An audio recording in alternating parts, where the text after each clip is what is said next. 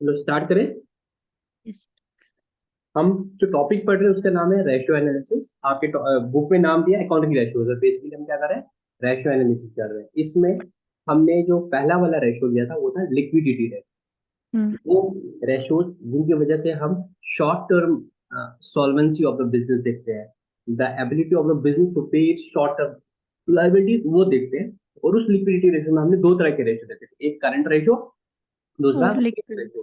Quick ratio का दूसरा नाम था लिक्विड रेशियो और उसका तीसरा नाम था asset test ratio. Test current ratio ratio. में हम देखते थे आपकी करंट लायबिलिटीज के अगेंस्ट में आपके कितने करंट एसेट्स है, how many times you have current asset as compare to the current liability, या for each rupee of current liability आपके पास कितनी रुपीज है करंट एसेट के। The formula was current asset divide by current liabilities. अगर two आता, 2:1, it means for each rupee of current liability you have 2 rupees of current assets. और वो ideally ठीक माना जाता था कि करंट लायबिलिटी के बदले आपके पास 2 टाइम्स एटलीस्ट करंट एसेट होना चाहिए। More the current assets, more this is the good news for the creditors. But और ज्यादा अच्छा होगा तो मैनेजमेंट के लिए अच्छी बात नहीं है। इट मीन कहीं ना कहीं आप अच्छे से पैसे को यूटिलाइज नहीं करते हो। और दूसरा फिर हमने देखा था, दूसरा रेशो था लिक्विड रेशो। लिक्विड रेशो में हम सिर्फ लिक्विड एसेट लेते थे। करंट एसेट में सारे करंट एसेट लेते थे जो हमारी बैलेंस शीट में दिखते हैं, एक्सेप्ट फॉर अगर हम नहीं लेते थे वो था लूज टूल्स एंड स्पेयर। उसका लॉजिक भी मैंने आपको बोल दिया था। फिर क्विक रेशो में हम बोलते थे कि करंट एसेट्स तो है ही, बट इन्वेंट्रीज में क्योंकि बहुत ज्यादा टाइम लगता है यूटिलाइज होने, रियलाइज होने में कैश, उसको बाहर निकालने के आज की डेट में हम देखेंगे कि अगर आज की डेट में हम देखें हम कितना पैसा दे पाएंगे, वो कितना है। तो क्विक रेशो में हम क्या करते थे, क्विक एसेट के बारे में करंट लायबिलिटी करते थे। तो क्विक एसेट में हम जितने भी करंट एसेट थे उसमें से आप स्टॉक को बाहर करते थे और प्रीपेड एक्सपेंस को बाहर करते थे। ये था हमारा लिक्विडिटी रेशो। तो check the short term liquidity of the company. और अब हम देखेंगे लॉन्ग टर्म फाइनेंशियल पोजीशन हमारी कैसी है। तो शॉर्ट टर्म फाइनेंशियल पोजीशन हमने एनालाइज कर ली। अब जरा बैलेंस शीट पे और नजर देंगे, लॉन्ग टर्म में हमारी बिजनेस ठीक है कि नहीं है, लॉन्ग टर्म में फाइनेंशियल पोजीशन हमारी ठीक है। फिर पीएनएल पे आगे हम परफॉर्मेंस देखेंगे हमारी कैसी है। बट अभी हम फाइनेंशियल पोजीशन के हिसाब से शॉर्ट टर्म फाइनेंशियल पोजीशन हमने देखी। आज हम देखेंगे लॉन्ग टर्म फाइनेंशियल पोजीशन। और long term financial position, long term solvency के लिए जो रेशियोज होते हैं उसको बोलते हैं हम सॉल्वेंसी रेशियोज। क्या बोलते हैं बेटा? Solvency ratio. तो शॉर्ट लिक्विडिटी रेशियो क्या बोलती थी आपकी? Short term solvency. और सॉल्वेंसी रेशियो क्या बोलेंगे आपको? Long term long term. Solvency. ठीक है। तो मैं अगर पुराने जमाने की बैलेंस शीट बनाऊंगा तो here is share holders fund, here is NCL, here is current liability. यहाँ पे आपके नॉन करंट एसेट है, यहाँ पे करंट एसेट है। ठीक है। तो शॉर्ट टर्म में हम इन चीजों पे फोकस कर रहे थे, है कि हाँ नहीं? हाँ, current liability current short term issue. में इनको फोकस कर रहे थे यस सर। ये देखने के लिए। अब मुझे बताओ लॉन्ग टर्म में हम किन पे फोकस करेंगे? लॉन्ग टर्म पे यहाँ पे फोकस करेंगे, यहाँ पे फोकस करेंगे। ठीक है ना। लॉन्ग टर्म जो हमारी ये लाइबिलिटीज है, जो हमारी नॉन करंट लाइबिलिटीज है, इनके कंटेक्ट में देखेंगे हमारी फाइनेंस सिचुएशन कैसी है। इनको अगर हमें पे करना है, हमारे पास उतने पैसे हैं कि नहीं है। तो क्या नहीं। Long term solvency of the business we do ratios of which are known as solvency ratios. अब इसमें तीन तरह के रेशियोज है, हम एक एक करके लेंगे। पहला जो रेशियो है बहुत ही सिंपल रेशियो है, उसका नाम है डेट इक्विटी रेशियो। क्या बोलते हैं इसको? Date equity ratio. रेशियो मैंने ये रखा है, ऐसे रखते नहीं, debt equity ratio. As a name suggest, आप खुद ही बोलते हो सर ये एक रेशियो है जो डेट और इक्विटी के बीच में है। Debt equity ratio means date divided by equity. Equity. अच्छा, आपको डेट पता है कि डेट क्या है?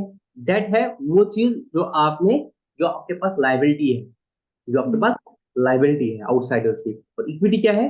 जो आपके शेयर होल्डर्स का पैसा है। इक्विटी शेयर होल्डर, अगर नाम पढ़ोगे आप, equity and liability, equity and liability. Equity liability. Share holders fund. तो इक्विटी को हम नीचे रखेंगे, जो डेट डिवाइड बाय इक्विटी में है हम क्या लिखते हैं फिर? Date divided by equity. Equity में क्या है आपका? Share holders fund. और डेट मीन्स जो आपका आउटसाइड लाइबिलिटी है, आउटसाइड लाइबिलिटी। इसको हम तभी बोलते हैं, एक होता है इंटरनल इक्विटी, दूसरा होता है आउटसाइड इक्विटी। इक्विटी कैपिटल को हम बोलते हैं इंटरनल लाइबिलिटी, इंटरनल इक्विटी भी बोलते हैं, और वो हमारा है outside liability. But since it is regarding the long term solvency, तो यहाँ पे हम फोकस करते हैं नॉन करंट लाइबिलिटी। इनके लिए फोकस करते हैं नॉन करंट, करंट को नहीं देखते। नॉन करंट के लिए हम देखते हैं, नॉन करंट के लिए हम देखते हैं हमारी कितनी पावर है। अब पावर यहाँ पे क्या है? यहाँ पे हम देखते हैं कि बाकियों का कितना पैसा लगा है, हमारा कितना पैसा है। डेट इक्विटी रेशियो, हमारा कितना पैसा है और बाकियों का कितना पैसा लगा है, मगर कौन सा? लॉन्ग टर्म वाला। हमारा तो सारा आएगा, और ये date equity ratio. Ideal ratio जो डेट इक्विटी है वो बोलते हैं 2:1 से ज्यादा नहीं होना चाहिए, 2:1 से ज्यादा नहीं होना चाहिए। अब डेट में क्या लेना है आपको? डेट में आपने नॉन करंट लाइबिलिटी जो है वो लेनी है, और इक्विटी में आपको लेना है share holders fund. shareholders fund. Share holders fund, एक आध चीजें प्लस माइनस करनी है वो मैं आपको बाद में बताऊंगा, जब वो क्वेश्चन आएगा तब मैं उसको लॉजिकली बताऊंगा इसमें से क्या माइनस करना है। तो ये अगर अभी बताऊंगा, नॉन करंट लाइबिलिटीज मतलब आपकी नॉन करंट लाइबिलिटीज जो आपको बैलेंस शीट में दिख रही है, जो आपकी बोरोइंग्स है, जो आपकी लॉन्ग टर्म प्रोविजन है। बट डेफर्ड टैक्स एसेट है, डेफर्ड टैक्स लाइबिलिटी है, उसको भूल जाना है, वो नहीं आएगा उसमें, ठीक है ना। वो तो टैक्स वाला बात होता है, बिजनेस ही खत्म हो जाए तो उसको कोई सैलरी देती है। तो बेसिकली आपकी इसमें लॉन्ग टर्म बोरोइंग आती है, और आपके जितने भी लॉन्ग टर्म प्रोविजन है, वो खर्चे जो आपके 1 साल के बाद होने वाले हैं, उनकी जो प्रोविजनिंग है वो। और शेयर होल्डर्स फंड आपको बताइए, जितना भी आपको सारा दिखता है, चाहे शेयर कैपिटल हो या रिजर्व इन सरप्लस हो। मगर अगर कोई ऐसा खर्चा है जो अभी तक आपने राइट ऑफ नहीं किया है, उसको आपने यहाँ शेयर होल्डर फंड से माइनस करना है। Example, preliminary expenses. अगर प्रिलिमिनरी एक्सपेंसेस है, आपने उसको राइट ऑफ नहीं किया है, तो आपने राइट ऑफ नहीं किया अभी, उसको पीएनएल नहीं है, तो आपने उसको करंट एसेट में दिखाया होगा, अदर करंट एसेट। पर कायदे से वो तो ऐसा खर्चा है ना जो पास्ट में खर्चा हुआ है, कायदे से वो पीएनएल से राइट ऑफ होना चाहिए। बट अगर आपने अभी उसको राइट ऑफ नहीं किया तो वो शेयर होल्डर फंड से लेस करोगे आप। अगर प्रिलिमिनरी एक्सपेंस है, या इसको बोलते हैं कोई भी फिक्टिशियस एसेट है, वो आप माइनस करोगे। अब देखो, नॉन करंट लाइबिलिटी का मतलब क्या हो गया? जो आपने लोगों से लोन लिया है, या आपकी बोरोइंग है, जो सब डिबेंचर है, जो कुछ है, वो पैसा है। ये रिफ्लेक्ट्स द अमाउंट लोगों से डेट लिया है कि नहीं? इसके बारे में देखो, कंपनी का कितना पैसा लगा, कंपनी के जो मालिक है उनका कितना पैसा लगा है। तो बोलते हैं आइडियली ये 2:1 होना चाहिए। अगर आपका इक्विटी 1 लाख है, तो 2 लाख तक आप ले सकते हो लोन वो, 2 से ज्यादा नहीं होना चाहिए, 2 से ज्यादा अच्छा नहीं माना जाता। अब बोलोगे क्यों? अगर आप 2 से ज्यादा लोगे, तो ये क्रेडिटर्स वेटर्स के लिए ना सही चीज, मतलब जो आपके सब क्रेडिटर तो जो शॉर्ट टर्म में आता है, जो आपके लेंडर्स है, बैंक्स वो देखते हैं आपकी डेट इक्विटी रेशियो। उनको अगर आपको लोन देना है ना, वो आपकी डेट इक्विटी रेशियो देखते हैं। अगर आपका डेट ज्यादा होगा, वो आपको फर्दर लोन नहीं देंगे, बिकॉज जितना ज्यादा डेट, उतना ज्यादा प्रोबेबिलिटी है कि आपको अपना पैसा वापस नहीं मिलेगा। बिकॉज इट मीन्स कि आप अपने पैसे से काम नहीं कर रहे हो, मालिक लोग अपने पैसे से काम नहीं कर रहे, वो औरों के पैसे से काम कर रहे हैं। औरों के पैसे से बंदा काम करेगा, चांसेस है कि वो ज्यादा उसको अच्छे से यूटिलाइज नहीं कर पाए। भाई अपना पैसा भी लगाओ ना, ये नॉन करंट लाइबिलिटीज और ये शेयर होल्डर का पैसा आपका यहाँ लगेगा। लॉन्ग टर्म पैसा आप लगाओगे यहाँ पे, नॉन करंट एसेट में लगाओगे, कुछ पैसा वर्किंग कैपिटल में लगाओगे, लगाओगे नहीं लगाओगे? मेजरली आप नॉन करंट एसेट में लगाओगे। मतलब आप जो धंधा कर रहे हो, आपको अपने पैसे लगा रहे थे बिजनेस में, उससे आप एसेट्स खरीदते, फिर उन एसेट्स से आप प्रोडक्शन करते, ये सब कुछ करते। आप क्या कर रहे हो? अपना थोड़ा सा पैसा रखते हो, 1 लाख रुपया अपना लगा रहे हो, और 10 लाख रुपया लोगों का लगा रहे हो। डूबेगा तो डूबेगा किनका पैसा? लोगों का पैसा। तो ये सही नहीं माना जाता है। जो ही आपका 2 से ज्यादा हो जाएगा, बैंक आपको हायर इंटरेस्ट चार्ज करेगा, क्या तो मना करेगा। तो आइडियली ये 2:1 होना चाहिए। क्या आपको डेट इक्विटी रेशियो समझ आया? सर जो प्रिलिमिनरी एक्सपेंसेस है ना वो बोलिए फिर से. हाँ, हालांकि मुझे डिटेल में आगे बताना ही है, मैंने यहाँ पे टच किया था कि जब आपने निकालना है डेट इक्विटी रेशियो, हमने बोला है कि डेट कितना है आपका और इक्विटी कितना है। हम्म. इक्विटी बोले मतलब शेयर होल्डर फंड कितना है। अब आपको फंड. फंड में पता, आपको आपको आपकी शेयर कैपिटल आती है, आपके रिजर्व में सरप्लस में बिजनेस जितने सरप्लस. प्रॉफिट लॉस का सरप्लस है वो है। मैं बोलता हूँ उस शेयर होल्डर फंड से अगर आपके एसेट साइड में कोई प्रिलिमिनरी एक्सपेंस है या कोई 50 है, उसको माइनस करो। बिकॉज कायदे से जो पीएनएल का बैलेंस दिख रहा है उसके साथ ये पहले ही खत्म होना चाहिए था। अगर आपके पीएनएल में 5 लाख रुपया बचा हुआ है, और आपका अभी प्रीलिमिनरी 1 लाख है, कायदे से क्या होना चाहिए? ये प्रीलिमिनरी एक्सपेंस एसेट आपका थोड़ी है, ये तो आपका जो खर्चा हो गया जिसको आपने अब तक राइट ऑफ नहीं किया, ये खर्चा आप पीएनएल से लेस करो, फिर पता चलेगा आपका कितना पैसा है। आप बता रहे हो मेरा 5 लाख पैसा है, 5 लाख थोड़ी है, 1 लाख तो ऑलरेडी खर्चा हुआ है जो आपने अब तक राइट ऑफ नहीं किया, तो आपका 4 लाख ही है। वही मैं बोल रहा हूँ, जो आप शेयर होल्डर्स फंड आप यहाँ से बैलेंस से फिगर लोगे, एसेट साइड में देखो कोई 50 एसेट तो नहीं है।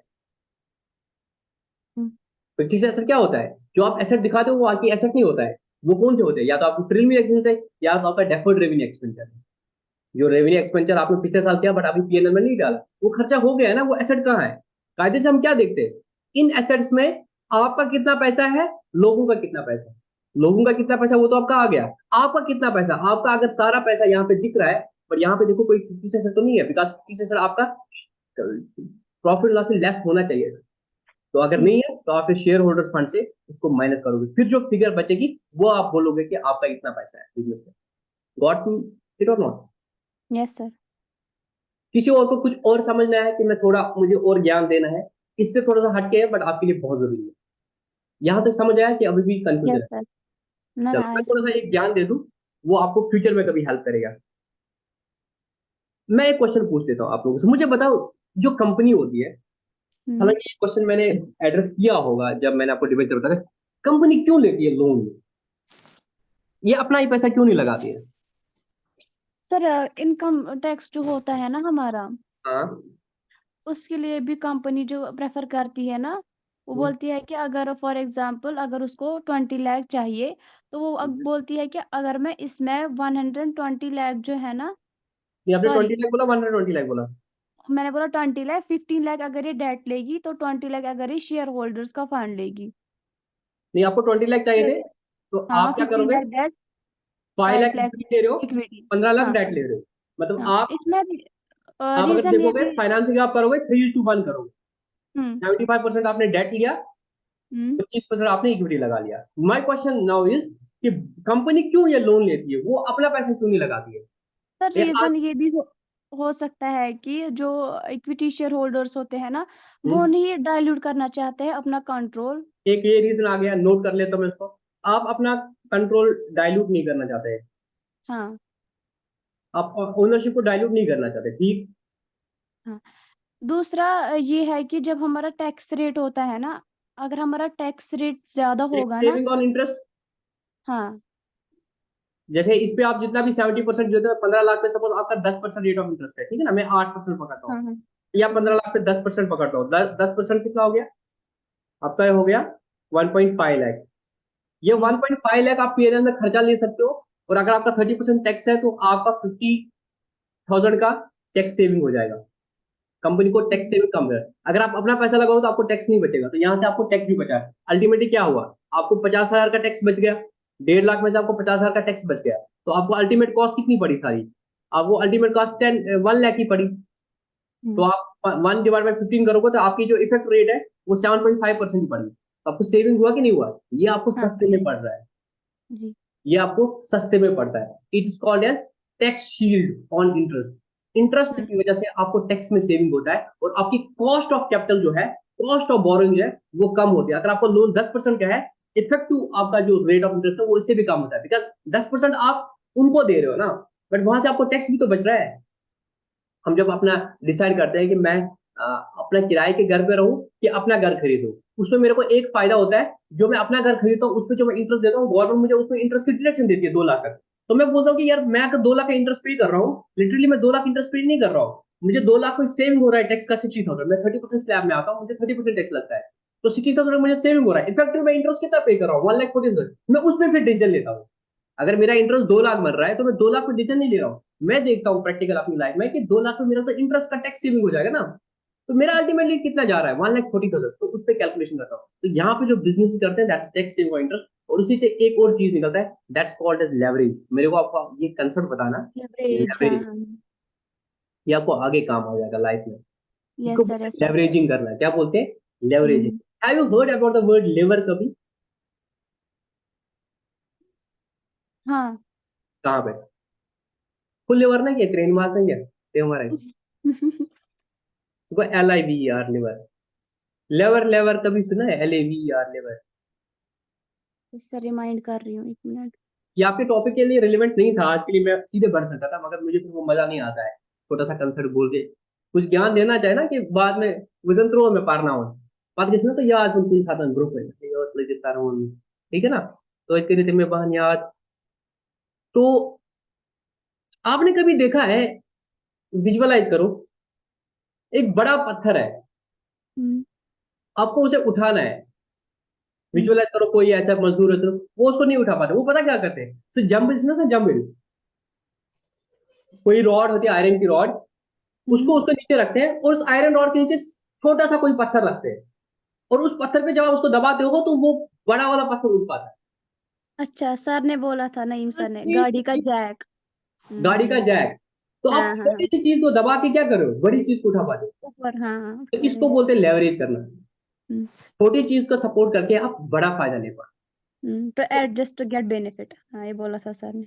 हाँ, बोला था ना? तो यहाँ हाँ, पे हाँ, भी हम क्या करते हैं, देखो मेरे को पता है, मैं एज़ अ कंपनी कैसे सोचता हूँ, मेरे को पता है देखो, मैं इस प्रोजेक्ट में लगाऊँगा, मुझे पता है मैं इस प्रोजेक्ट से 20% कमाऊँगा।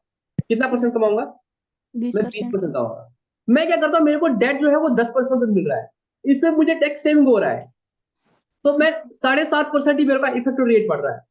हुँ, भाई मेरे को 7.5% से लोन मिल रहा है ना इफेक्टिवली। और साढ़े हाँ, सात से मैं 20, मैं अपना अपना फंडिंग, ये तुमने बिल्कुल सही बोला मुनाजा, कि I don't want dilute, but इसमें मेरी बात अपना कि मेरे पास रिसोर्स की कमी है ही नहीं पैसा शेयर होल्डर के पास। हुँ, ऐसा भी तो हो सकता है ना, शेयर होल्डर्स के पास हुँ, पैसा नहीं है, डाइल्यूटेड इन वन थिंग, पैसा ही नहीं है। अब दूसरे का पैसा आपको 7.5 में मिल रहा है और आप उसको क्या कर रहे हो, अच्छे तरह से ऐसा यूज कर रहे हो कि आप उससे 20% कमा रहे हो, तो आपको नेट में 12% का फायदा हो गया ना। That's why companies want to go in the debt. अगर आपको लग रहा है कि देयर आर सम पीपल, जो मैंने देखा है, अब सच का झूठ का, जैसे वो बोलते हैं, वो क्या करते हैं, लोन पे पैसा लेते हैं, उनको पता है 6-7%, 8% का लोन मिल रहा है, और उस पैसे को शेयर मार्केट में यूज करता है, जहां पे उनको 20-25% वो मिलता है। तो उस पैसे का सही यूटिलाइज कर पाए, अगर उनको 8-10% इंटरेस्ट देना भी पड़ता है, वो 15% और कमा रहे हैं। तो what they are doing, they are leveraging the fund. समझ आई बात? तो यहाँ पे भी कंपनी क्या करती है, आप बोलोगे वो कंपनी क्यों इतना डेट में जाती है, वो इसलिए जाना चाहते हैं बिकॉज उनको पता है कि भाई यहाँ से अगर हमें 7-8% देना पड़े, मैं 12-13% वहां से कमाऊंगा। बैंक्स भी क्या करते हैं, आप अगर बैंक में पास पेमेंट पैसा रखते हो, 4% इंटरेस्ट देती है कि नहीं, सेविंग पे आपको 4% देती है, एफडी पे आपको 6% देती है, बट जब आप लोन लेने जाते हो तो 12% दे देते है कि नहीं। That's how they earn. तो यहाँ पे भी कॉर्पोरेट्स ऐसा करते हैं, वो लेवरेजिंग करते हैं, एक छोटे से पैसे को इतना अच्छा यूज कर रहे हैं, आप उससे बड़ा फायदा ले पा रहे हो। बट अब आप तो बंदी से लगाए कि उतना ज्यादा करके आप फिर डेट पे ही करोगे काम, तो कॉर्पोरेट्स जो लेंडर्स होते हैं वो देखते हैं कि आपका डेट इक्विटी रेट आपका चैनल रखे, डेट इक्विटी रेट आपका ज्यादा नहीं होना चाहिए। मैनेजमेंट के लिए भी कंसर्न है और उनके लिए भी कंसर्न है, अगर आपका डेट इक्विटी रेट 2 से ज्यादा है, इट मीन्स आपकी मतलब मतलब सही चीज नहीं मानी जाती है। आइडियली ये 2:1 होना चाहिए, कि एटलीस्ट जितना आपका अपना पैसा लगा है, उससे डबल के आपका क्या करो, डेट लगा लो, उससे ज्यादा नहीं लगा। यहाँ पे अब वो वाली बात नहीं लगेगी आपका शेयर कैपिटल बेचा जाएगा, बिकॉज शेयर कैपिटल बेची नहीं जाती है ना। वहां पे करंट लाइबिलिटीज में क्या लॉजिक था, करंट एसेट्स को भेजोगे, करंट लाइबिलिटी मिलेगा। बट यहाँ पे तो इनका पैसा कहाँ पड़ा हुआ है, चाहे शेयर होल्डर का पैसा है, ये जो मैंने 20 लाख रुपया ले लिया, इस 20 लाख के मैंने एसेट खरीदे ना, हुँ, 20 लाख के मैंने एसेट खरीदे, तो वो एसेट्स में पड़ा हुआ, उसमें मैं अभी नहीं जाऊंगा। बट इतना ही कहना है कि भाई एसेट्स के लिए जितना भी पैसा लगेगा, ऐसा नहीं होना चाहिए। मैक्सिमम इतना होना चाहिए, आप 66.6% लोन ले लो, बट 33% खुद से लगा लो। मतलब जितना भी पैसा एसेट्स में जाएगा, उसमें आपका जो पोर्शन होगा वो एटलीस्ट 33% होना चाहिए।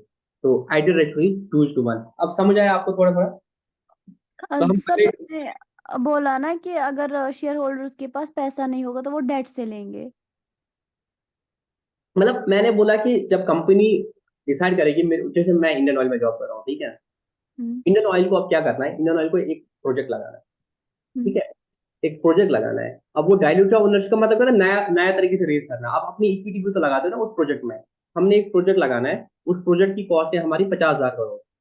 हुँ, मैं 20,000 करोड़ खुद से नहीं ले रहा हूँ, सपोज यहाँ पे मैं इस केस में क्या कर रहा हूँ, मैं यहाँ पे क्या कर रहा हूँ, नॉर्मली हम इंडियन ऑयल हम सेफ चलते हैं, हम 1:1 लेते हैं, 25,000 करोड़ अपना पैसा लगाते हैं, 25,000 करोड़ लोन लेते हैं। हम ऐसा करते हैं, 1:1 करते हैं, ठीक है ना। ये 25,000 करोड़ में जरूरी नहीं है कि मैं शेयर कैपिटल और रेज करूँ। भाई मेरी जो रिटेन अर्निंग है वो भी तो मैं इस प्रोजेक्ट में लगा सकता हूँ ना। हुँ, मेरा जो रिटेन अर्निंग है वो भी तो मैं इस प्रोजेक्ट में लगा सकता हूँ, वो वैसा होता है। बट अगर कोई नया फ्रेश आ रहा है, तो उसमें या तो आप नए से खरीदोगे या आप लोन लोगे। तो एटलीस्ट खुद से कितना लगाओगे, आइडियली माना जाता है कि 33% शेयर होल्डर का पैसा होना चाहिए। आपका हुँ। क्वेश्चन क्या था एग्जैक्टली? सर मुझे लगा कि आपने बोला जब उनके पास पैसा नहीं होगा तो वो लेंगे खाली डेटोर से इसीलिए। नहीं नहीं, मैंने बोला कि ये भी एक हुँ, रीजन हो सकता है कि आप डेट लेना चाहते हो, कि आपको हुँ, वहां से सस्ता मिलेगा, या आपके ठीक पास है। अपना पैसा है ही नहीं, ठीक है ना। और आपको काम करना ही है, तो आप ऐसा खेल सकते हो कि भाई डेट में सस्ते मिलोगे और प्रोजेक्ट इतना अच्छा लगाओगे जहां से आपको इससे ज्यादा पैसा आ जाएगा। जैसे हम इंडियन ऑयल में करते हैं ये सारा चीज, तो हम एक बेंचमार्क रखते हैं, उसको हम बोलते हैं हर्डल रेट, कि भाई मैं अगर देखूँ मेरे को इस प्रोजेक्ट में लगाना है, मेरे को ये रिफाइन लगा नहीं लगे, मेरे को वहां से रिटर्न कितना आ रहा है, वो एटलीस्ट जो रिटर्न आएगा, वो मेरा जो प्रोजेक्ट कॉस्ट है, मतलब जो मेरा इंटरेस्ट कॉस्ट है, उससे थोड़ा सा ज्यादा होना चाहिए। थोड़ा सा मैं 2% का मार्जिन रखता हूँ, उससे ज्यादा आना चाहिए 2% कंडीशन के लिए। तो अगर मेरे पास 12% का आ रहा है तो ठीक है, मैं जा रहा हूँ, क्योंकि मेरे को पता है 8-9% मेरा कॉस्ट है, 1-2% मार्जिन है, उससे भी ज्यादा आएगा तो मेरे लिए तो मतलब फेवरेबल है ना, मैं खेल सकता हूँ, यहाँ पे पैसा लगा सकता हूँ, खेल मतलब सट्टा नहीं, मतलब I can go with the project, ठीक है। ठीक। तो डेट इक्विटी रेशियो का आपका फॉर्मूला निकला, अगर मैं यहाँ से डेट दोबारा लिखूंगा, आप exam point of debt divide by share holders share fund. Holders fund. अब जब यहाँ पे डेट की बात आएगी, डेट आपका मतलब होता है टोटल डेट, और यहाँ पे डेट का मतलब है लॉन्ग टर्म बोरोइंग, जब लॉन्ग टर्म बोरेंगे जो भी आपका होगा non current liability plus long term provision, ठीक है। लेकिन वो भी तो आपको लॉन्ग रन में तो पे करना ही है ना, एक साल के बाद में।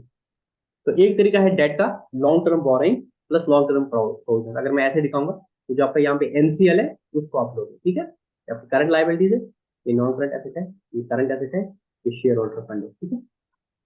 और शेयर होल्डर्स फंड में आपके सारे ये शेयर कैपिटल प्लस रिजर्व आएगा। और अगर कोई इंटेंजिबल एसेट है यहाँ पे, सॉरी, अगर कोई आपका मिसलिनियस एक्सपेंडिचर है, फिक्स एसेट है, वो यहाँ पे राइट ऑफ हो जाएगा। कल एक क्वेश्चन आया था किसी बच्ची का, जैसा कैपिटल एम्प्लॉयड जो होता है हाँ। उसका मतलब क्या होता है। कैपिटल एम्प्लॉयड जो हम बोलते हैं, लिटरली आपके बुक में शायद गलत लिखा है, मैंने अभी देखा था। कैपिटल एम्प्लॉयड का मतलब क्या होता है आपका, share holder fund plus non current liability. ये दो जो है ना, share holder fund plus non current liability, इसको हम बोलते हैं कैपिटल एम्प्लॉयड। क्या बोलते हैं? कैपिटल। Capital employ. मतलब लॉन्ग टर्म फंड्स कितना लगा है बिजनेस में, चाहे वो आपका पैसा है या बाकी का पैसा है, उसको बोलते हैं कैपिटल एम्प्लॉयड। तो capital employed equal to share holders fund plus non current liability. तो इसके दो तरीके करने के, या तो आपको ये क्वेश्चन दिया होगा ऐसे कैपिटल एम्प्लॉयड करके, अगर आपको नॉन पूछ के होगा, तो कैपिटल एम्प्लॉयड आपका दो तरीका, या तो ये दिस प्लस दिस करो, या दूसरा तरीका इसको निकालने का है, अगर मैं इसको टोटल करूंगा ये मेरा ऑल एसेट्स आ जाएंगे, non current asset plus current asset मेरा ऑल एसेट आएगा। ऑल एसेट्स जितने भी एसेट्स है उसमें से आप करंट लाइबिलिटीज को लेस करो, minus current liability, that is equal to capital employed. ये भी एक तरीका है निकालने का, समझ आया कि नहीं? मैं दोबारा समझाऊं। मेरा शेयर होल्डर फंड है 5 लाख, मेरी नॉन करंट लाइबिलिटीज है 3 लाख, मेरा करंट लाइबिलिटीज है 2 लाख, ठीक। मेरा नॉन करंट एसेट है 6 लाख, मेरा करंट एसेट है 4 लाख, 10 और 10। मुझे बताओ कैपिटल एम्प्लॉयड कितनी है? कैपिटल एट एम्प्लॉयड आपका लैख क्या है, 5 + 3। 8 8 लाख। तो एक तरीका ये निकालने का है, हाँ, या दूसरा ऑल तरीका एसेट है टोटल एसेट निकालो। टोटल एसेट आपके 10 है, -2। 10 में से जो करंट लाइबिलिटीज है वो माइनस करो, पीछे क्या बचा, ये हिस्सा। जी। तो अगर आपको क्वेश्चन में हिंट दे दी है, सपोज आपको कहीं आगे जाकर कैपिटल एम्प्लॉयड निकालना है, अगर ये दिया है तो यहां से चलेंगे, ये नहीं दिया तो यहां से चलेंगे। समझ आई बात? ये मैं इसलिए बोल रहा हूँ क्योंकि कभी कोई एग्जाम में क्वेश्चन में होगा आपको कैपिटल एम्प्लॉयड निकालना है, या आपको कैपिटल एम्प्लॉयड दिखा है, अब आपको पता है कैपिटल एम्प्लॉयड में कहाँ है प्रॉब्लम है। कैपिटल एम्प्लॉयड में आपको कैपिटल एम्प्लॉयड दिया है और बोला डेट इक्विटी रेशियो निकालो, बोलोगे यार डेट निकालना इक्विटी निकालना, या तो कैपिटल एम्प्लॉयड दिया है, तो कैपिटल एम्प्लॉयड के साथ सपोज इक्विटी दिया है तो आप डेट निकाल सकते हो। Yes, because capital employed is equal to debt plus equity, है ना। Hmm. Capital employed is equal to debt plus equity, मेरे को डेट इक्विटी देकर है तो इसको इधर लूंगा, capital employed plus equity debt, तो डेट निकला, फिर डेट डेट इक्विटी रेशियो करूंगा, तो कुछ दिया होगा आपको, इस तरीके से आप बाकी चीजें कर सकते हो। कोई और कॉम्प्लिकेटेड जाएंगे वहां पे करंट लाइबिलिटी निकालना होगा, आपको कैपिटल एम्प्लॉयड दिया है, टोटल एसेट दिया है, तो आपको पता है total asset minus capital employed is equal to my current liability, इसको मैथमेटिकली प्लस माइनस करना है तो हो जाएगा, ठीक है। हम्म। अब आ जाओ सीधे क्वेश्चन पे,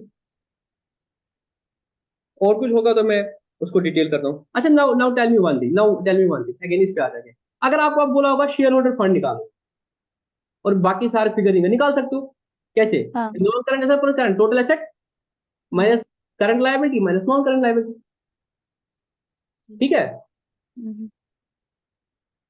या ऐसा भी होगा, आपको वर्किंग कैपिटल दिया है और एनसीएल दिया है, डेट इक्विटी रेशियो निकालो। आपको पता है भाई, जो वर्किंग कैपिटल है मेरी, current asset minus current, current अगर कुछ ऐसे ऐसे दिया होगा तो घुमा फिरा के आपको निकालना पड़ेगा।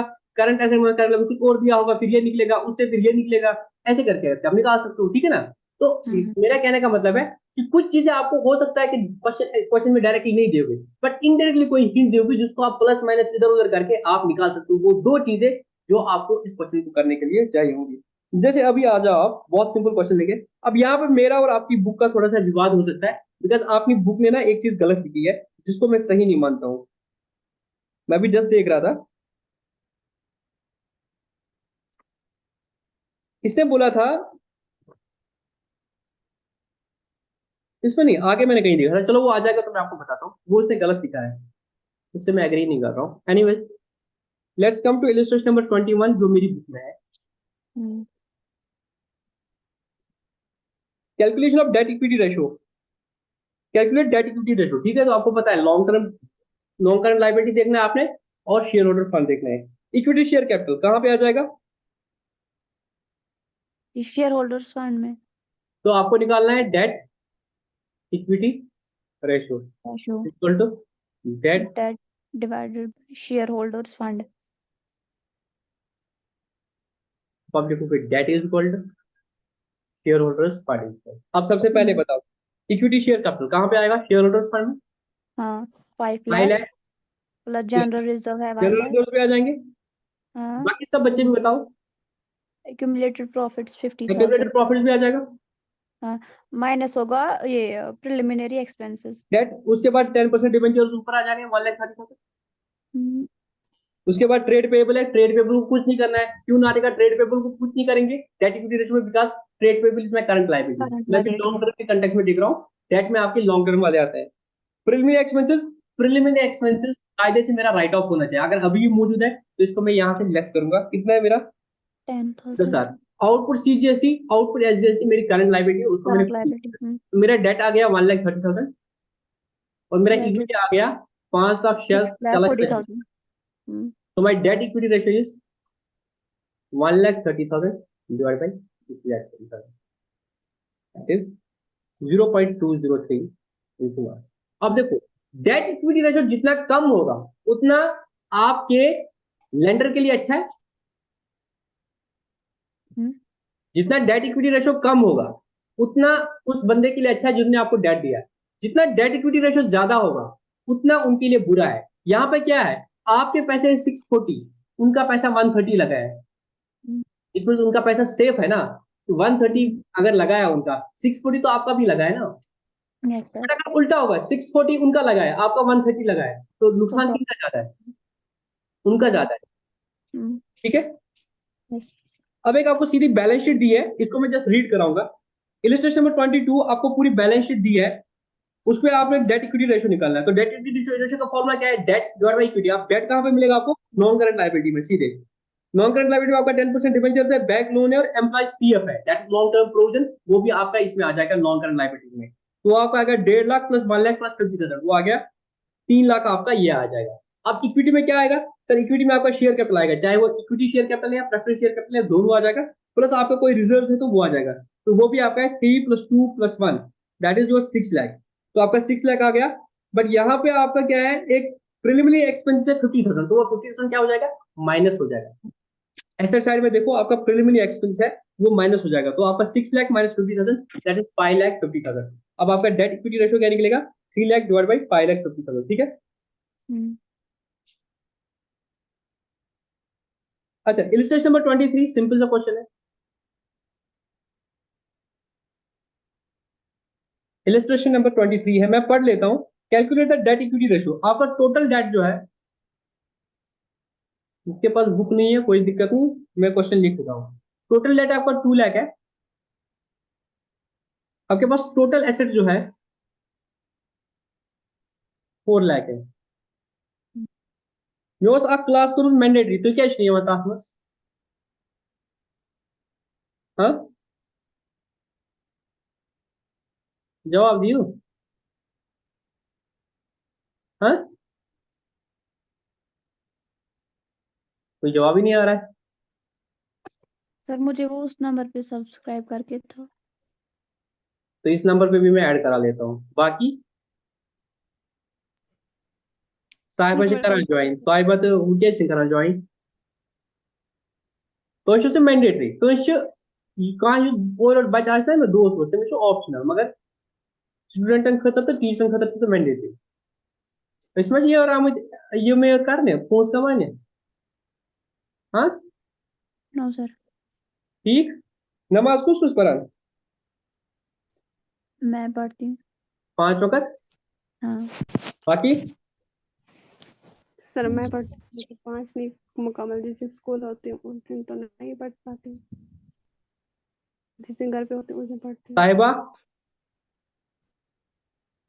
किस वक्त से पढ़ा गोबर 4 साहिबा 5 ठीक बाकी पर लागू होते अटेंडेंस नमाज अटेंडेंस ना ठीक चलो अब बताओ आपको क्या निकालना है डेट इक्विटी रेशियो नाती का क्या फॉर्मूला है डेट इक्विटी रेशियो का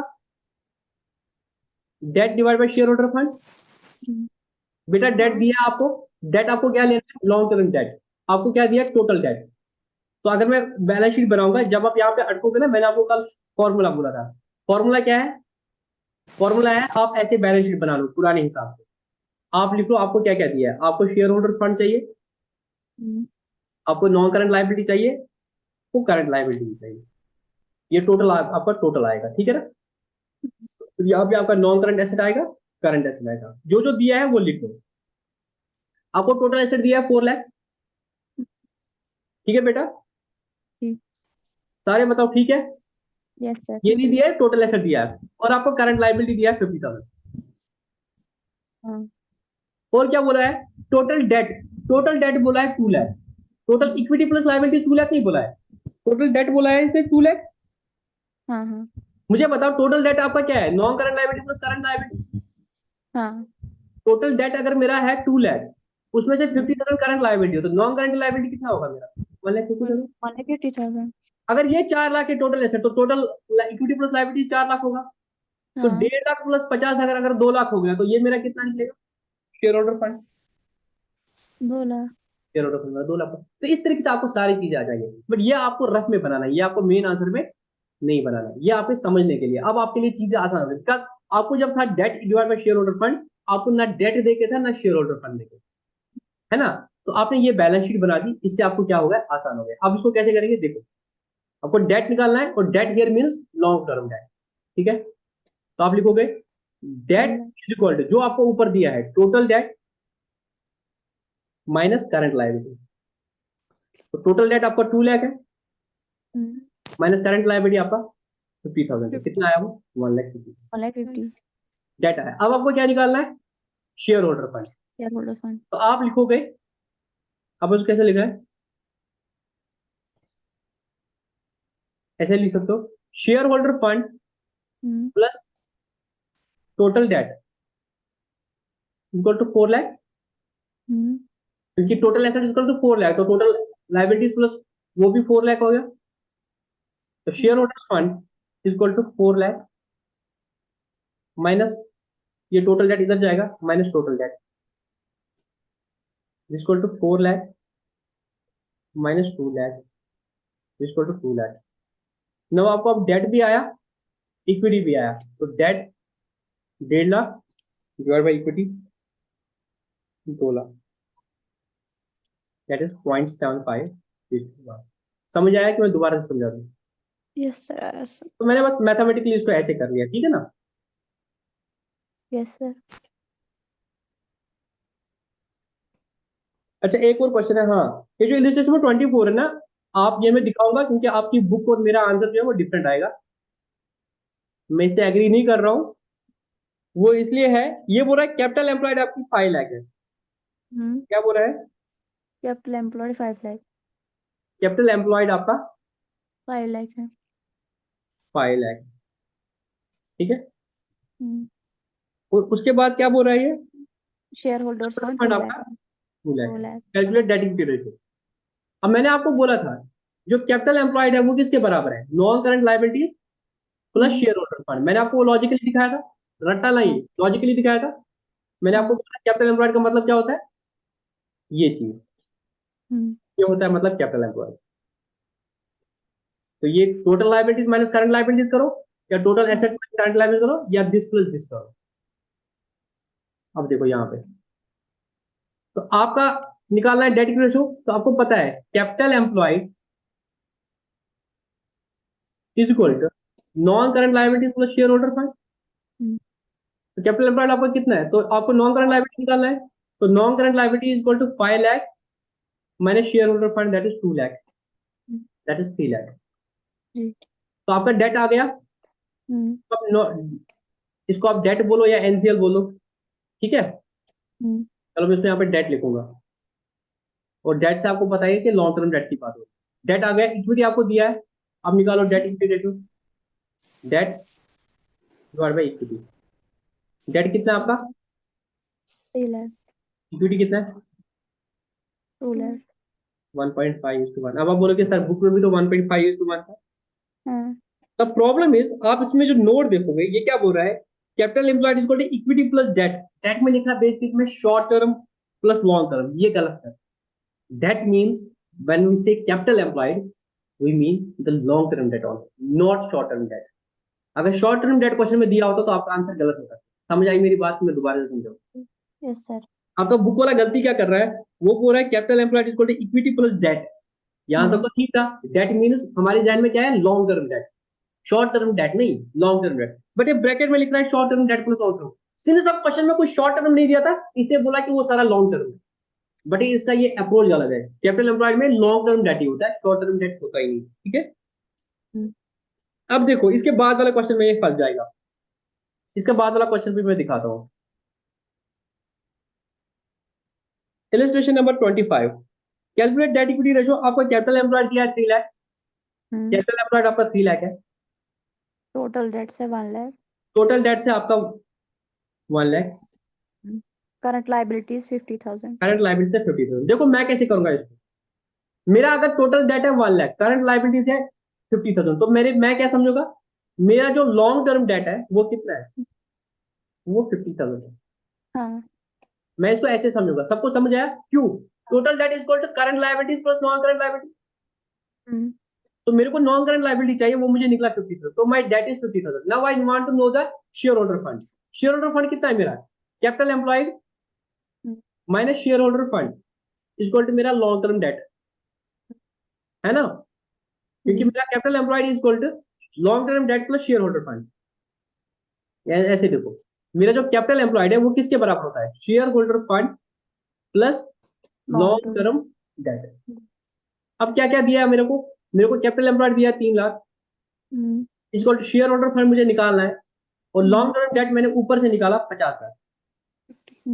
तो मेरा शेयर होल्डर फंड कितना निकलेगा, 3 लाख में से 50,000 वो है, तो शेयर होल्डर फंड कितना निकलेगा, 2.5 लाख। तो अब मेरे पास डेट भी आया 50,000 और मेरे को शेयर होल्डर फंड भी आया, तो मेरा डेट इक्विटी रेशियो जो है वो निकलेगा, 50,000 का डेट है मेरा, तो मेरा शेयर होल्डर फंड है 2.5 लाख रुपया। वो देखो कितना आएगा,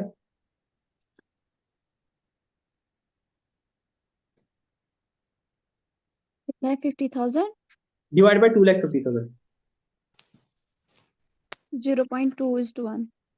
0.2। अब आपकी बुक ने गलती क्या की होगी, वो देखे वो यहाँ कहाँ पे गलती करेगा, वो बोलेगा कैपिटल एम्प्लॉयड में तो टोटल डेट होता है, तो वो बोलेगा आपका जो टोटल डेट है वो 1 लाख है, कैपिटल एम्प्लॉयड 3 लाख है, तो 3 लाख में से वो 1 लाख माइनस करेगा, वो बोलेगा आपका शेयर होल्डर फंड 2 लाख है, वो करेगा 50,000 डिवाइड बाय 2 लाख रुपए, ये बोलते हुए कि लॉन्ग टर्म डेट आपका ये है। बट मेरा प्रॉब्लम उसके साथ क्या है, कैपिटल एम्प्लॉयड में मैं ये मानता हूं कि कैपिटल एम्प्लॉयड में करंट लायबिलिटीज नहीं होता है, कैपिटल एम्प्लॉयड में इन इटसेल्फ सिर्फ लॉन्ग टर्म डेट होता है, ठीक है।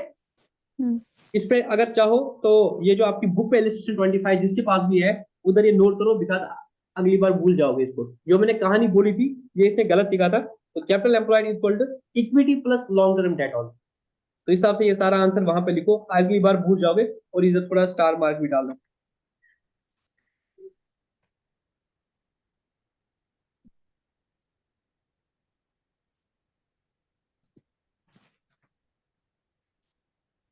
ठीक है,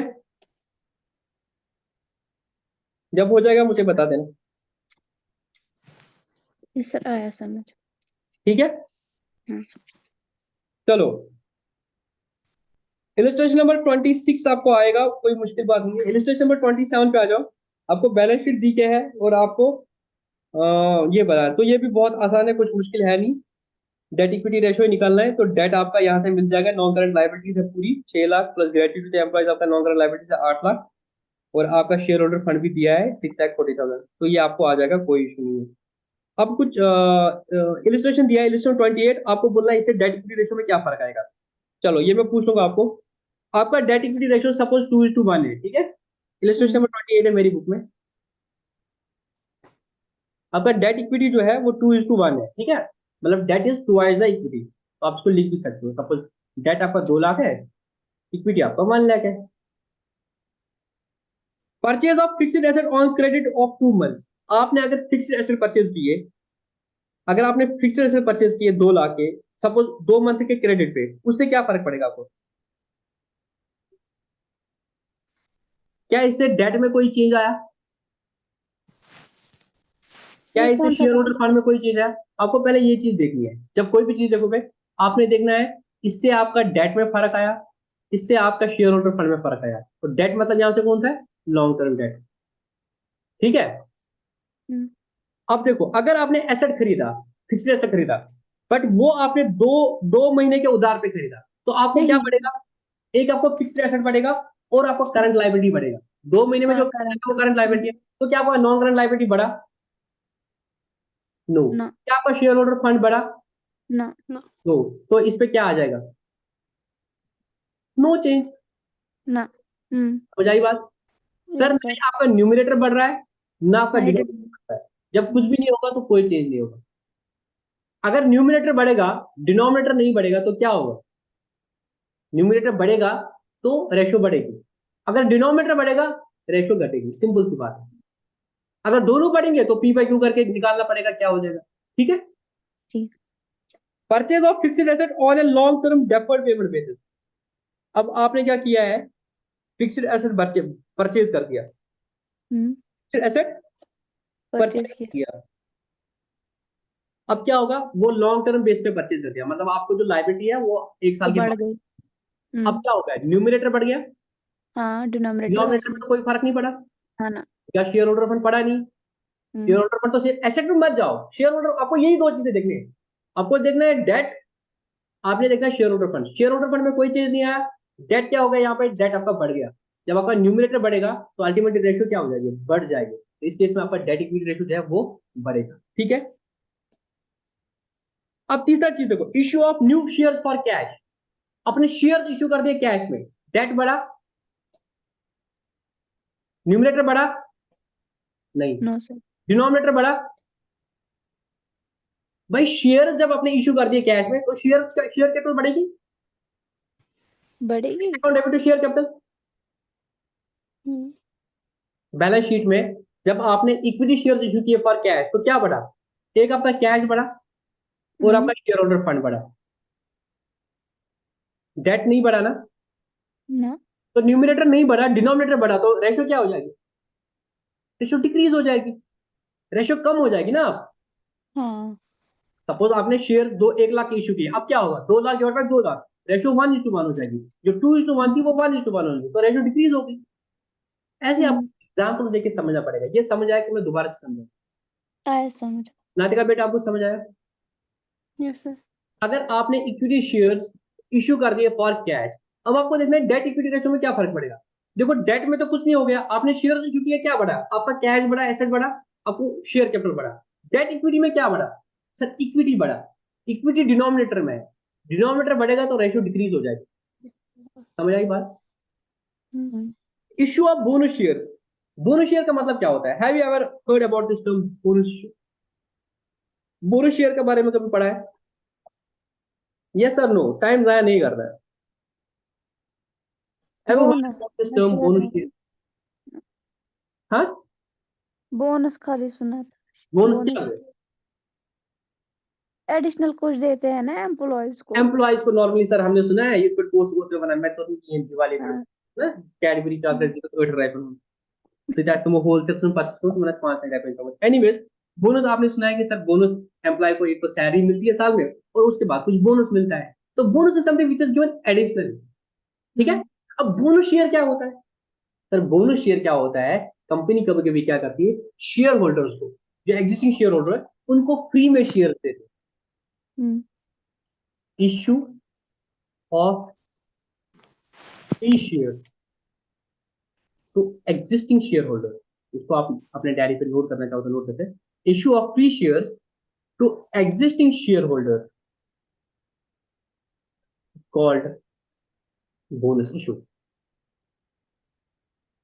तो क्या होते हैं बोनस इशू। जब आप इंशाल्लाह आगे पढ़ोगे सीए में तो आप एंट्री करोगे, एंट्री फॉर बोनस शेयर्स की आप एंट्री करो। अब इसमें क्या होता है, इसका जो दूसरा नाम होता है, टेक्निकल नाम होता है, उसको बोलते हैं कैपिटलाइजेशन ऑफ प्रॉफिट। क्या बोलते हैं? Capitalisation of profit. इसका दूसरा नाम होता है capitalisation of profit. CA inter तक आप नॉर्मली ये नहीं पढ़ोगे। क्या बोलते हैं इसका दूसरा नाम? Capitalisation of profit. देखो कंपनी के पास दो तरीके हैं, कंपनी के पास दो तरीके होते हैं।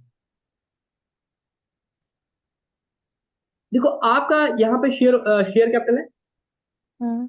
यहाँ पे आपके रिजर्व एंड सरप्लस है, ठीक है। हम्म, रिजर्व एंड सरप्लस में मतलब आप देखो प्रॉफिट आपका आ रहा है तो आपके रिजर्व्स बढ़ रहे हैं बढ़ रहे हैं बढ़ रहे हैं, ठीक है। एक तरीका है आप इनसे क्या दोगे, डिविडेंड दोगे शेयर होल्डर को, हम्म, है कि नहीं। एक तरीका है आप शेयर होल्डर को डिविडेंड दोगे। कंपनी के पास दो पॉलिसीज रहती है, क्या करे, शेयर होल्डर को डिविडेंड दे दे, इस पैसे को और इन्वेस्ट कर ले। ये कंपनी का एक टफ डिसीजन होता है, इसको बोलते हैं डिविडेंड डिसीजन मेकिंग। भाई प्रॉफिट कमाया, एक शेयर होल्डर क्यों रखता है, क्यों लगा पाता है पैसा, लगा के रहे भाई मेरी वैल्यू बढ़ जाएगी, मेरा पोर्टफोलियो का वैल्यू बढ़ेगा। उसमें एक तरीका होता है कि वो बोलेगा यार मेरे को डिविडेंड चाहिए हर साल, है ना। तो एक तरह का शेयर होल्डर बोलेगा मेरे को डिविडेंड चाहिए। तो कंपनी के पास अगर प्रॉफिट आएगा तो कंपनी के पास दो तरीके, या तो इस डिविडेंड को क्या करे, प्रॉफिट जो कमाया एक्स्ट्रा इसको शेयर होल्डर को दे दे। तो या कंपनी क्या करेगी, जितना इसने प्रॉफिट कमाया, तो कंपनी को जब प्रॉफिट आएगा तो एक तरीका है कंपनी क्या करेगी, इसको डिविडेंड देगी, हम्म, ठीक है। कंपनी इसको क्या करेगी, डिविडेंड देगी। उसमें profit loss account debit to cash करेगी, है कि नहीं। प्रॉफिट कम हो जाएगा फिर वो प्रॉफिट करके डिविडेंड दे देगी, तो आपके यहाँ रिजर्व कम हो जाएगा और यहाँ से आपका बैलेंस शीट से कैश कम हो जाएगा। दूसरा तरीका है कंपनी बोलेगी शेयर होल्डर को समझा, देखो भाई हम अगर तेरे को डिविडेंड दे देंगे, हम अगर तेरे को डिविडेंड देंगे तू क्या करेगा, कहाँ लगाएगा, तू एफडी में लगाएगा, वहां पे कितना कमाएगा, 6% 7%। हम हमारा कंपनी अभी इतना अच्छा प्रॉफिट कमाते हैं, हम इतना अच्छा प्रॉफिट कमाते हैं, हम 20-20% प्रॉफिट कमा रहे हैं।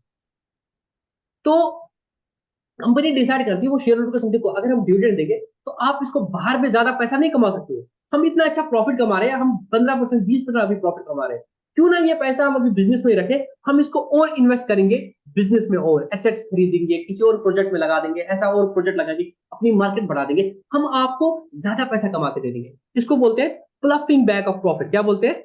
हाँ, retain earning.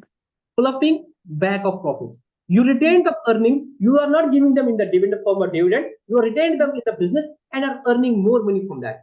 You retain these earnings in the business and you pluff them in the business. Pluffing क्या बोलते हैं? श्रावण से जमीन वायु, पास में हाँ, जोर वायु, तो pluffing बोलते हैं। आप उसको जमीन में उतार रहे हो, आप इस पैसे को और मार्केट में लगा रहे हो, और ज्यादा पैसा कमा रहे हो, और ज्यादा पैसा कमा रहे हो। ये डिविडेंड शेयर होल्डर को ये समझ रहे हम तेरे को डिविडेंड दे देंगे तो तू उतना नहीं कमा पाएगा जितना हम कमाएंगे, बिकॉज हमारा internal rate of return is much more than what you will get in the market by investing this money. तो कहाँ पे लगा देंगे, एफडी कर रहे हैं हम, उससे ज्यादा पैसा दे देंगे। इसमें क्या होता है कि कंपनी फिर डिविडेंड नहीं देती या थोड़ा सा डिविडेंड देती, बाकी पैसा और लगा दे और लगा दे। फिर एक स्टेज आती है कंपनी के पास क्या होगा, जब आपने इन पैसों को लगा दिया यहाँ पे बहुत ज्यादा क्या हो गया, आपका रिजर्व एंड सरप्लस बहुत ज्यादा जमा हो गए, तो उसका कॉरस्पॉन्डिंग पैसा कहाँ लगता है, यहाँ पे एसेट्स में होगा, आपके फिक्स्ड एसेट में होगा, करंट एसेट, बट आपके रिजर्व सरप्लस बहुत आते हैं। फिर एक टाइम आता है कंपनी बोलती है कि हम कभी कभी डिविडेंड देते हैं ना, वो शेयर की फेस वैल्यू पे देते हैं। अब ऐसा करते हैं आपको फ्री में शेयर्स दे देंगे, क्या दे देंगे आपको फ्री में। शेयर, या तो हम दूसरा तरीका बोलते हैं हम आपको पहले डिविडेंड देते हैं रिजर्व सरप्लस से, फिर उस शेयर को आप क्या करते हैं, हम आप बोलते हैं क्या नहीं हम अपनी कंपनी में खरीदेंगे, फिर हम और शेयर्स इशू करेंगे, फिर आप और खरीदोगे, वो लंबा प्रोसेस क्यों करना है, हम आपको फ्री में शेयर्स दे देंगे। क्या दे देंगे, फ्री फ्री में। शेयर्स देंगे। तो कंपनी ने बोला जिस शेयर होल्डर के पास एक शेयर था उसको हम 1:1 में फ्री शेयर दे देंगे। सपोज मेरे पास 500 शेयर थे, मेरे को उन्होंने 500 शेयर फ्री में दे दिए, मेरे से वो कोई पैसा नहीं लेंगे। अब बोलोगे कि जब आपने फ्री में शेयर्स दिए आपकी तो शेयर कैपिटल बढ़ेगी, मैंने गिव द फ्री शेयर्स, आपकी शेयर कैपिटल बढ़ेगी ना। हाँ। तो सपोज उनकी शेयर कैपिटल थी अभी 5 लाख रुपया, अभी तक कंपनी की शेयर कैपिटल थी 5 लाख 5 रुपया। अब उन्होंने क्या बोला, हम 5 लाख के शेयर और लोगों को देंगे, उन्हीं शेयर होल्डर को और देंगे, हर शेयर होल्डर को एक शेयर के बदले एक शेयर मिलेगा और उनको कोई पैसा नहीं देना पड़ेगा। अब कंपनी तो शेयर दे रही है 5 लाख की, तो कंपनी अपनी इंटरनल लायबिलिटी 5 लाख मार रही है ना, तो उनको शेयर कैपिटल में तो 5 लाख करना है। जब आप फ्री शेयर दोगे तो आपने टू शेयर कैपिटल तो करोगे 5 लाख रुपीज, करोगे नहीं करोगे, हाँ। अब according entry to share capital करोगे, कैश तो आया नहीं, अगर आपने कैश में इशू किया होता तो एंट्री आती cash account debit 5 lakh to share capital. अगर आप कैश में देते, आप कैश में दे रहे हो, आप क्या दे रहे हो, फ्री दे रहे हो। अब आप क्या कर रहे हो, ये पैसा कहां से लाओगे आप, क्योंकि पैसा तो कुछ आएगा नहीं, कैपिटल में आपने कर दिया, आप रिजर्व और सरप्लस को डेबिट करते हो। क्या करते हो, reserve and reserve and surplus को डेबिट करते हो। आप बोलते हो कि जो रिजर्व से पहले हम डिविडेंड देते, डिविडेंड से फिर आप शेयर खरीदते, फिर दो चीजें होता है, खत्म करो ना, रिजर्व को एडजस्ट करके आपको फ्री में कैपिटल देते हैं। तो इंटरनली हमने आपको और पैसे का मालिक बना दिया by giving you free shares. अब आप अगर देखोगे क्या किया, आपके जो प्रॉफिट्स थे बेटा, आपके जो प्रॉफिट्स थे, ये देखो बेटा, आपके जो प्रॉफिट्स थे ये 5 लाख के, आपने उनको क्या किया, you capitalised them, hmm, you capitalized your profits, that is why it's called as capitalization of profit। तभी इसको क्या बोलते हैं, कैपिटलाइजेशन ऑफ प्रॉफिट, बिकॉज आपने क्या किया, रिजर्व और सरप्लस को डेबिट करके शेयर कैपिटल को क्रेडिट कर दिया। आपने कैपिटल जो प्रॉफिट है उनको कन्वर्ट किया कैपिटल में, उनको कैपिटल दे दिया आपने, इसको बोलते हैं capitalisation of profit. Now coming to the question, अगर आपने अब फ्री शेयर्स दे दिए, अगर आपने बोनस शेयर दे दिए, मुझे बताओ क्या होगा उस केस में। डेट इक्विटी रेशियो में देखना, जब अपने बोनस शेयर्स इशू करती है, क्या डेट में कोई फर्क पड़ा, ना। क्या इक्विटी में कोई फर्क पड़ा, equity here is share holder fund, क्या शेयर होल्डर फंड में ओवरऑल कोई फर्क पड़ा, रिजर्व एंड सरप्लस हुए होंगे कम। सर शेयर कैपिटल बढ़ गई उतनी की रिजर्व एंड सरप्लस कम होगी, इंपैक्ट नील, इंपैक्ट नील। नातिका बेटा, when you give free shares, what is the impact on the share holders fund, share holders fund पहले जितना था वो बाद में भी उतना रहेगा। फर्क क्या होगा, फॉर्म चेंज होगा, जो अभी तक आपका एक प्रॉफिट दिख रहा था वो अब प्रॉफिट से हट के कैपिटल बन गया, बिकॉज आपने उनको फ्री शेयर्स दे दिए। तो जब मैंने issue the free shares, share holder fund में कोई फर्क नहीं पड़ता है, जब ना शेयर होल्डर फंड में कोई फर्क पड़ेगा ना डेट में कोई फर्क पड़ेगा, अल्टीमेटली क्या होगा, तो डेट इक्विटी रेशियो में क्या इंपैक्ट आएगा, नो इंपैक्ट। तो सीधे बोलता है मैं फ्री इशू, बोनस इशू में नो इंपैक्ट, तो आप आज तो बोलते नो इंपैक्ट, एग्जाम में आता आप कंफ्यूज होते क्या इंपैक्ट आता है, सिर्फ उसको कंफ्यूजन नहीं होती जो रट्टा लगा था। बट अब कम इन आपको दिक्कत नहीं होगी, बिकॉज आपने अब कंसेप्ट समझ लिया। बोनस इशू में बैक एंड में क्या होता है, बोनस इशू में बैक एंड में ये अकाउंटिंग एंट्री होती है, reserve and surplus account debit to share capital. एक रिजर्व आपका कम हो गया, शेयर कैपिटल बढ़ गई। शेयर होल्डर फंड में तो दोनों आते हैं ना, एक जेब से पैसा गया दूसरे जेब में पैसा गया, अब आपके पास तो पैसे उतने ही रहे ना, है कि नहीं, यस सर। तो नो चेंज। अब समझ आया, नो चेंज। बट ये ऐसे समझ नहीं आता है, कि कंसेप्ट पहले समझना होता है, जब कंसेप्ट समझ गए तो फिर आंसर आप खुद ही बोलोगे, फिर तो लॉजिक है कि नहीं। Sale of fixed asset at a loss of 3000, आपने फिक्स्ड एसेट क्या है, लॉस में भेजे।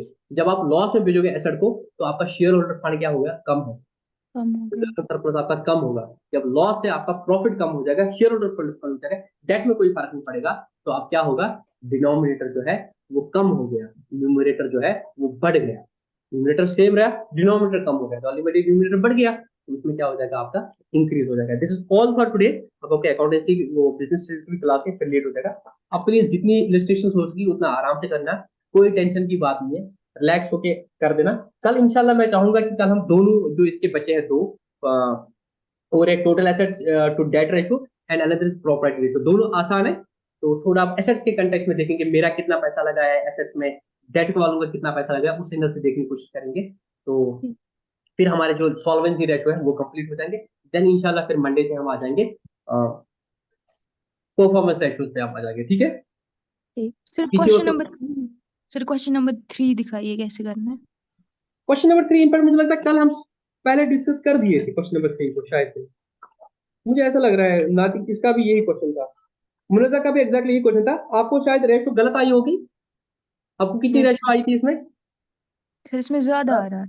हाँ जो वही ज्यादा आ रहा था आपका सही था, वही वो थी। कल नातिका ने, इसने शायद आपने कल लेट ज्वाइन किया था, आज आपने हम्म। जल्दी ज्वाइन किया, जो साहिबान दो दो पर उसमें लेट सारन के साथ इनडायरेक्टली काट दे रहे थे मैंने आज 8 साहिबा ने जल्दी 7 ज्वाइन किया। बजे मैंने रखा था। हाँ मैंने 10 मिनट पहले ही पासवर्ड वगैरह सब लिख के रखा था। चलो ठीक है, तो देखो इसमें बेटा आपका ठीक होगा आंसर, बिकॉज ये बुक वाले ने गलत किया, ये कल इसने मुनजा ने बोला था, आपने किया था trade receivable 33,000 minus provision for debt 3,000 that is 30,000, plus आपने स्टॉक जो है that is twice of debtor, तो आपके डेटर नेट में 30 है, तो स्टॉक होगा 60 प्लस 30 इज 90,000, फिर आपका कैश इन हैंड है 16,000 दैट इज 1,06,000, फिर आपका सप्लायर को एडवांस दिया, ये भी आपका करंट एसेट है, तो 1,21,000, फिर आपकी करंट इन्वेस्टमेंट फिर आपकी प्रीपेड एक्सपेंस है 5,000, तो आपकी टोटल करंट एसेट है 1,26,000। और आपका जो लॉन्ग टर्म डेट है बेटा, सॉरी करंट लायबिलिटी जो है वो आपकी ट्रेड पेबल है और आपकी आउटस्टैंडिंग एक्सपेंस है, राइट, 5 के 23,000, दैट इज 1,26,000 डिवाइड बाय 40,000। ये आया था आपका लॉन्ग टर्म वाला जो आएगा नहीं इन्वेस्टमेंट, और प्रीपेड एक्सपेंस आरडी उसमें आ गया, बस बाकी तो और कुछ था नहीं इसमें। तो आपका आंसर ठीक था, इसमें बुक वाले का आंसर गलत था, 1,26,000 डिवाइड बाय 40,000। सर और ये क्वेश्चन नंबर 7 है ना, हाँ उसमें इन्वेंट्री क्यों नहीं ऐड करना है? बेटा, आपको करंट एसेट दिया है ना ऑलरेडी 20 लाख रुपया। सर लेकिन इन्वेंट्री भी देकर है ना। नहीं, इन्वेंट्री करंट एसेट में ऑलरेडी इंक्लूड होगा ना। अच्छा व्हाई इज ठीक इट कि आप एज्यूम करो कि करंट एसेट में इन्वेंट्री नहीं है? क्योंकि देकर है इसलिए। नहीं बेटा, ऐसा नहीं है ना। ऊपर आपने दिया था वर्किंग कैपिटल, मैं बोल रहा हूँ वर्किंग कैपिटल 2 लाख है, मेरी नॉन करंट लायबिलिटी है 1 लाख रुपए, तो आप क्या बोलोगे? अगर ऐसी बात है तो आप बोलोगे आप वर्किंग कैपिटल आपकी 3 लाख है। नहीं, वर्किंग कैपिटल इसमें इंक्लूडेड, ये नॉन करंट लायबिलिटी इसमें इंक्लूडेड है। सॉरी, वर्किंग कैपिटल नहीं, अगर कैपिटल एम्प्लॉयड का, समझ आई बात? या दूसरा था वर्किंग कैपिटल ही बताओ, वर्किंग कैपिटल आपकी 2 लाख है, करंट लायबिलिटी आपकी 1 लाख है, तो आप क्या बोलोगे? आप वर्किंग कैपिटल आपका 1 लाख की है, करंट लायबिलिटी अलग से दिया तो माइनस करके नहीं। आपने जब करंट एसेट दिया तो आपको बैलेंस शीट याद आनी चाहिए, बैलेंस शीट में करंट एसेट आपके कितने हैं? 20 लाख है। तो करंट एसेट में आपके सारे आते हैं, इन्वेंट्री आती है, वो आती है, सब आती है, तो 20 लाख में वो ऑलरेडी इंक्लूडेड है। ठीक है बेटा, यस कि आपने एजम्पशन गलत दी कि इन्वेंट्री अलग से दिया, अलग से कुछ भी दे सकता है वो कंफ्यूज करने के लिए। आपको करंट एसेट चाहिए, करंट एसेट दिया है। Yes. अगर टोटल एसेट देता और फिर फिक्स एसेट बोलता, तो मैं बोलता टोटल एसेट में फिक्स एसेट माइनस करूंगा तो मेरे को करंट एसेट निकलेगा। पर यहाँ पे करंट एसेट अलग से दिया था, इन्वेंट्री इसने कंफ्यूजन के लिए दिया था। इन्वेंट्री मेरे लिए रिलेवेंट होता अगर मेरे को क्विक रेशियो निकालना, अगर मेरे को क्विक रेशियो निकाला तब मैं करंट एसेट में से इन्वेंट्री को माइनस कर, तब मेरे पास क्विक रेशियो आता। वर्किंग कैपिटल आपको दिया है, वर्किंग कैपिटल अगेन आपको करंट एसेट के लिए दिया है, working capital equal to current asset minus current liability, तो उसको बैक कैलकुलेशन करके आपको करंट लायबिलिटी आ जाएगा, फिर current asset divide by current liabilities आपका रेशियो आ जाएगा। ठीक है, तो 7 लाख का आपका तो लायबिलिटी आ जाएगा, 20 डिवाइड बाय 7 करो 2.85, बस हो गया, सिंपल तो है ये। फिर हमारे रहेंगे एक्टिविटी रेशो, फिर रहेंगे हमारे प्रॉफिटेबिलिटी रेशो, अल्लाह अल्लाह खैर सल्लाह। ठीक है, यस सर। ठीक है, आराम से करेंगे, कोई दिक्कत है नहीं। सर एसिड टेस्ट रेशियो नहीं करना था? Acid test ratio quick ratio only, जो हमने कल कर दिया। वही है। हाँ, कल भी तो मैंने बोला था ना, एसिड टेस्ट रेशो बोलो, क्विक रेशो बोलो या लिक्विड रेशो बोलो, तीनों का नाम एक ही है, किससे? It is liquidity ratio only. Formula वही है, क्विक एसेट डिवाइड बाय, मतलब क्विक एसेट्स को आप बोलते हो लिक्विड एसेट्स, उसको आप बोलते हैं एसिड एसिड टेस्ट रेशो, उसी में निकलता है। ठीक है, और कोई डाउट?